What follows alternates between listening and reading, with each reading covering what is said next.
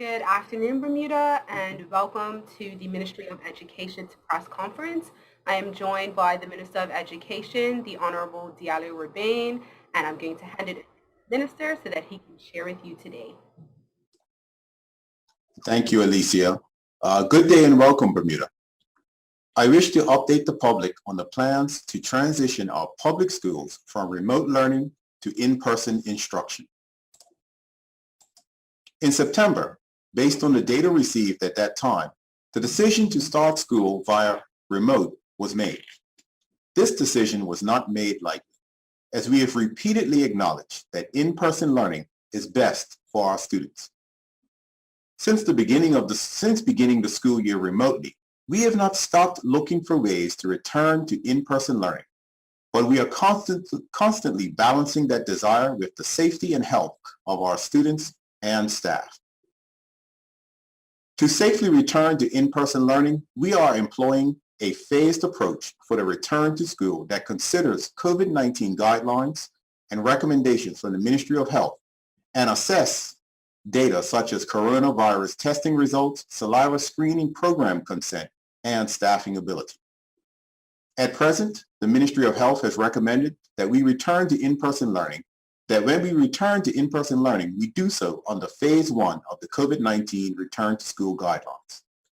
As all parents and guardians should be aware, the saliva screening program was implemented during the last academic year as an additional layer of protection for our students and staff. More recently, antigen lateral testing has been introduced to Bermuda, and the ministry is looking into how this tool can be possibly used as an additional screening tool. However, it is imperative that everyone is reminded that both saliva screening and antigen lateral testing are additional layers of protection. They are not substitutes for health guidelines such as mask wearing, physical distancing, hand sanitizing, and other protection measures like staying at home when you are sick. We will continue with these basic health guidelines while consistently employing additional layers of protection as they are developed. The ongoing saliva screening process is critical because it enables us to identify asymptomatic individuals. It is universally acknowledged that identifying an individual at this stage is much more beneficial than identifying after they become symptomatic. Much discussion and misinformation floated in the community about the saliva screening program, and we feel this is contributing to the hesitancy of parents and staff to consent. However, for absolute clarity, the screening program will administer COVID PCR tests using several methods as follows. Buccal swab method. This is a swab of the mouth and is typically used for younger students and students with special needs. Saliva collection, which involves the spitting in a tube, either self-administered or with assistance. This method is the least invasive method and can be used by most students and staff members. The nasal swab method, which involves collection via nasal swab. This method can be used on any student or staff member. However, to date, we have not received any requests for students or staff to receive a nasal swab, and therefore will be offering saliva collection until someone specifically requests a nasal swab. Bermuda, we have worked diligently to look at practical and easy to adhere methods to get our students and staff into our schools. We are tasked with working with a wide variety of stakeholders and campuses. We have 10 preschools, 18 primary schools, 4 middle schools, 2 senior schools, 1 special school, and 1 alternative program. Our circumstances are very unique.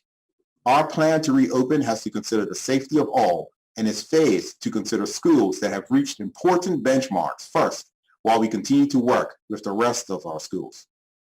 We previously announced that the level of saliva screening consent at a school is one of the determining factors. It has been identified as a critical factor in order to ensure safety and health of students and staff. Based on the advice that we have given, a minimum of 80% of consent is required by each school for this screening to be considered as an effective layer of protection for students and staff. I am pleased to advise that multiple schools are over or near this consent level, and this is excellent news. For those parents, guardians, and staff members who have not consented, we urge you to do so, because first and foremost, We all must be reminded that protecting our staff and students and the community at large is all of our responsibility. While we understand that there is hesitancy around positive tests and quarantine measures, our human responsibility is not to put others at risk. To register for saliva screening, you can click on the link at the top of the gov.bn webpage that says Saliva Screening Consent Form. We encourage all employers to recognize that we are still navigating a global pandemic, and your staff members need your empathy and support during these unprecedented times. Suppose your staff members are parents or guardians and are required to quarantine. In that case, we urge you to support them through this process so they are not forced to decide between refusing to have their children tested and potentially having them infect others and financially sustaining their household. Additionally, parents and guardians, where possible, build a network of support, a village, to support you as needed through these times, as coronavirus is here with us to stay, and navigating these uncertain times requires support. While your child may be asymptomatic, and in your mind they're not sick, they do not need to be tested, I strongly urge you to recognize that asymptomatic positives are still a threat to others. You do not know who your child is interacting with in school who may become sick or also become asymptomatic and go home and infect a loved one who is perhaps immunocompromised, struggling with a medical condition, unable to be vaccinated, and in turn, your child is the root of a negative consequence for them. Empathy and human decency is required now more than ever. Additionally, the longer the 80% consent threshold is not reached for a school, the longer it will take for that school to return to in-person learning. Other data that will be assessed for school reopening is the percentage of students and staff that test negative prior to the planned return to school. Testing will be scheduled and school populations will be required to test before returning to school. At least 80% of the school population has to have a negative result before school can reopen. Failure for 80% of the school population to test negative will result in continued remote learning for that school. All staff and all students will be required to test negative to return to the school building. However, those students who do not participate in testing will receive work packets and continue to work from home until they provide a negative test to return to the school in person. As I mentioned earlier, the use of antigen lateral testing is being explored as an additional screening tool. However, this method will not be considered for the negative return to school test result, as a PCR test result will be required. We will begin pre-return testing on Monday, October 4th, hoping to see phase 3 openings beginning the week of October 11th, if not sooner. Our intention is to begin with our most vulnerable students at Dame Marjorie Bean Hope Academy, our alternative programs, and other special schools, and then move on to our preschools and so forth. Testing will be specifically arranged for individual schools, and there will be student and staff lists at the test sites to ensure that only those scheduled are tested. There will be strict controls on testing, and the school list on sites will be cross-referenced. If your school has not been contacted, please do not show up hoping to be tested, as you will be turned away. The aim is to return to in-school learning as safely as possible and as quickly as possible. We will know that this is just what our parents, guardians, staff, and students want, but especially what our students need. Just as this pandemic is taking a toll on adults, we must remember that our children are also impacted. They are not immune to the anxiety and frustration the pandemic has brought upon us, even if they may not be able to verbalize what they are feeling or experiencing. The Ministry of Education and the Ministry of Education and the Ministry of Health have done all we can to provide a pathway for our schools to reopen in the safest manner possible. We are now leaning on our parents, our guardians, and our staff to play their part by showing up for the pre-return testing, consenting to the saliva screening program, and supporting all the layers of protection in place to keep everyone safe. I know we have regularly touched on the aspect of learning. However, I also want to share with you that our students have continued to receive services from school counselors and specialists during remote learning. Our counselors have provided support to parents and guardians who have reached out to them. They support families by regularly checking in with students via individual Zoom and telephone sessions, delivering lessons on positive and appropriate coping strategies, providing parenting tips, making referrals for community resources to assist families, and visiting homes as needed. Counselors hold virtual office hours, and parents and guardians and students have been encouraged to arrange a meeting if needed. They are also responding to teacher concerns about students. In some cases, they have been consulting with teachers about students who are not signing on for remote learning and have joined online classes to observe student engagement during remote lessons.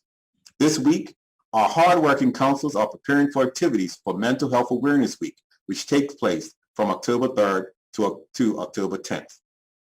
As I've said on countless times, we all have a role to play in ensuring our students are supported and prepared to be the shining stars of Bermuda, of the future. Bermuda, let's band together to get our children back to where they belong, and that is inside of our schools. Thank you.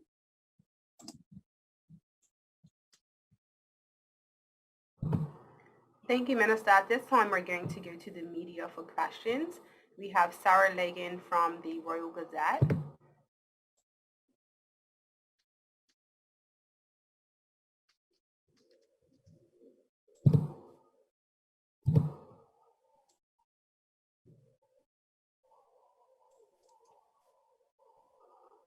Okay, Sarah, so when your audio finished connecting, you are live and you can proceed with your questions.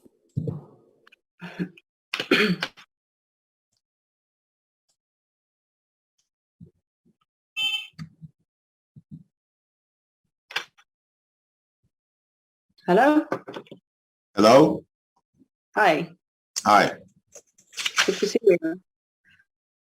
So yeah, I had a couple of questions in terms of, are you able to give any figures as to how many teachers, staff, students have been affected by COVID, have had COVID? Can you give any statistics?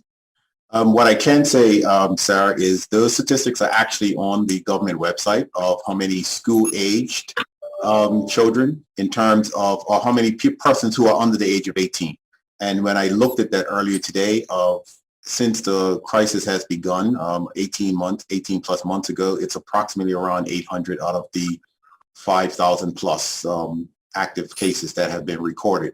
In terms of the number of teachers, I cannot give that because the data just states who is the age groups of who is tested positive.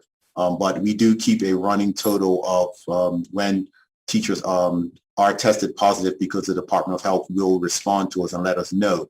But I don't have those figures with me at this time. Okay, all right, thank you. And then you are looking to introduce the lateral flow tests. That's correct?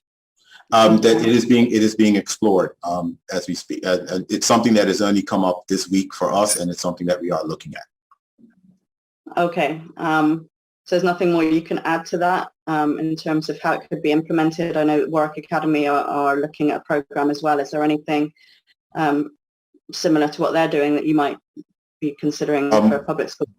I do know it in our private schools, because I do have frequent dialogue with them. There are some schools that are looking at testing twice a week. I do know there's one school that's looking at testing using lateral flow testing 3 times a week. But I think it's important for all of Bermuda to also understand that this is being done in addition to the saliva screening, and all schools still plan to participate in the saliva screening process that is in place as well. So lateral flow will not replace that. It will become an additional tool. And so we're looking at, obviously we would be looking at it from a perspective of once a week or twice a week, but it is something that's still being discussed. But again, I stress it's in addition to the saliva testing screening process, not in replacement of. Is that the case in the private schools as well? It's an additional tool? Yes. Yeah. I've been made to understand they will still participate in the saliva screening, but this will just be an additional tool. Okay. And did you mention, is it vaccination rates would also help to determine which schools are opening first? I did not mention vaccination rates. As you know, vaccination is a personal decision. While I do encourage persons to get vaccinated, the science is clear that vaccination is the best possible way of mitigating the effects of this disease. And we do encourage persons to talk to their medical professional and get advice and hopefully get vaccinated. But I only spoke about the consent, the percentage of consent for the screening process that needs to be in place. I did not speak about vaccinations. And that's not something you're considering in terms of, the students that might be old enough to get vaccinated. That's not being considered as a critical factor as to who would open birth. As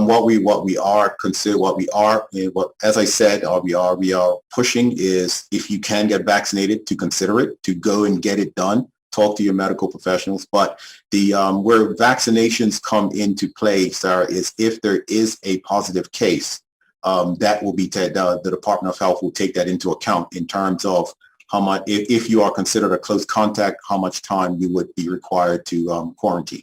So it is taken into account of the mitigation factor. It is taken into account if you are deemed a close contact. Can you share with us which schools are okay to be opened or can get the go-ahead already? You mentioned some have already reached that benchmark. I actually do not have the figures with me. We did publish them a few weeks ago, and I'm currently waiting for an update of those figures. As you can imagine, since we did publish them, there have been more persons signing up, and so we're just waiting. I'm just waiting for that to be tabulated, and we will obviously release that as we released it before. But I do know that the schools, there's a mechanism in place so the schools can constantly see who is signing up and who's not, because we're encouraging schools to reach out personally to parents who have not signed up, to remind them that it is a possibility there, that they can do that. Okay, great, thank you. In terms of transportation, are you confident that the transportation is going to be ready for in-person learning? We've heard of some bus cancellations. Is that the case? Is there anything you can fill me in on in terms of school transportation? We are confident with the transportation for school buses. We actually, in our discussion on Wednesday, DPT was represented, and they are just waiting.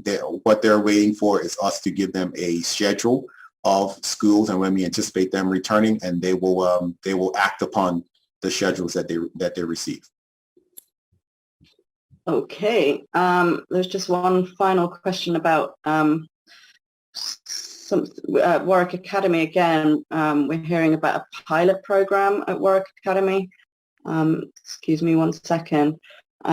Is it the case that the government's allowing Warwick Academy to do daily testing for exposed students instead of quarantine as part of a pilot program? When it comes to the mitigation of COVID within our system, the Department of Health has reduced the COVID-19 return to school guidelines. And what we do encourage our various school bodies to do is that is the baseline of what needs to happen. And if they have strategies that go above and beyond that, they are free to employ their strategies. And so Warwick Academy, I know, has been very, very keen to employ various different strategies in an enhancement of what's already in place, which would be the guidelines, whether it be mask wearing, social distancing, hand sanitizing, and the various bits and pieces there, the saliva screening process, and in this case, the lateral flow. But if there's anything else that they can do to enhance, schools are encouraged to do what is best for their population. Okay, all right, that's my questions. Thank you. Thank you, Island Girl. It's not an island girl again, is it? All right, thank you. Thank you, Sarah. Thank you. Take care. Okay, so that was the only media representative that responded today. So at this time, we are going to conclude the press conference. Did you have any last remarks that you wanted to share, Minister? Yes, I just wanted to share with our school population, take heart to what we did mention. The signing up for the saliva screening, it's probably the most non-invasive method of, as we said, spitting in a tube, and most of our students seem to enjoy that method more than anything else as we move forward. everything that we've said, everything that we want to do is to return to school, but return to school in the safest possible manner. Everything that we're putting in place is additional safeguards to get us to where we want to be, and that is in school in a safe manner. So if you have not consented to the saliva screening and you still have any questions, please refrain from taking to social media to just ask. Contact us at the department, contact us at the ministry, contact your school, and they will be able to answer any of questions. I do recognize that there is a lot of misconceptions out there, where the test results go, how will the testing be done, and all of these sorts of things. We can answer those questions. I want to assure our parents that the only people who get the individual results are the parents themselves. The only thing the department gets and the school gets is a sign that says nobody tested positive, or there was a negative result. The Department of Health will contact you with further instructions. We do not know what those results are, but what we do know is how many people tested versus how many people should have, and that's how we'll be able to ascertain if 80% tested, if 80% showed up. I just want to encourage people again. The vaccination has been medically proven, scientifically proven as the best way to protect yourself against this virus, in addition to other measures. If you are eligible for vaccination, please consider it. Talk to your medical professionals, get the advice, and go and get the shot if this is what you intend to do. Please, Bermuda, help us to keep our country safe. Help us to open our schools. So I'm just reading the comments on Facebook, and it's a lot of parents that we're expecting a definite date for return to in-person learning. So I just want to reiterate what was said, that the 80% of saliva screening consent is being considered, as well as the negative 80% at least to test to return, but that students will have to provide a negative test result. Naturally, the information will come from the schools to parents. So the schools that are at the 80% threshold that we released, they will be contacted with a schedule. You will be given the schedule in advance. Some parents have also asked about taking their children to their doctors to get tested.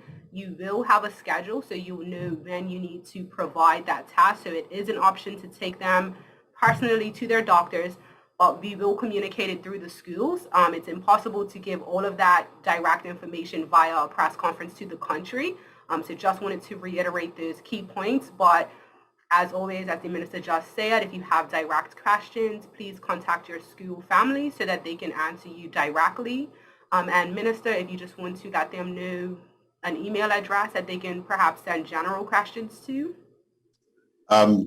General questions, you can send them, you could actually, all parents know how to contact their schools, and I always encourage them, as that is the first place that you go.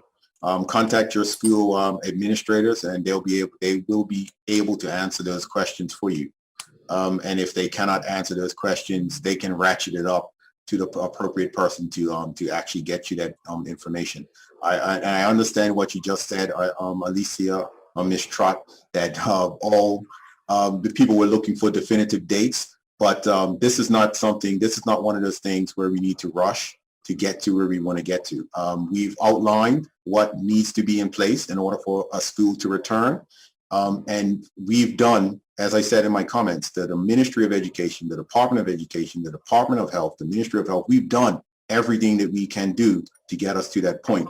The next step is on our parents and our staff to follow through, sign up for the saliva testing. When your school is called up, go get your testing, so we know what your status is, and so we can open the school.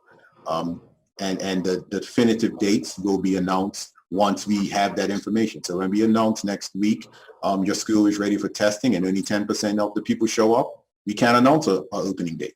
It's as simple as that.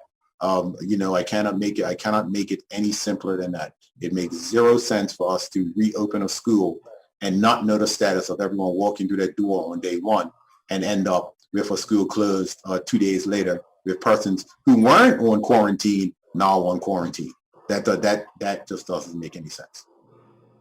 Agreed. And thank you to the MDL layup for their assistance with helping us with testing. We know that they have been completely swamped for a while now, and they are helping us to arrange our testing. So just want to say thank you to them for working with us. But that is going to conclude our press conference for today. More information will be forthcoming to parents. And have a good day, Bermuda. Thank you. Have a good day, Bermuda.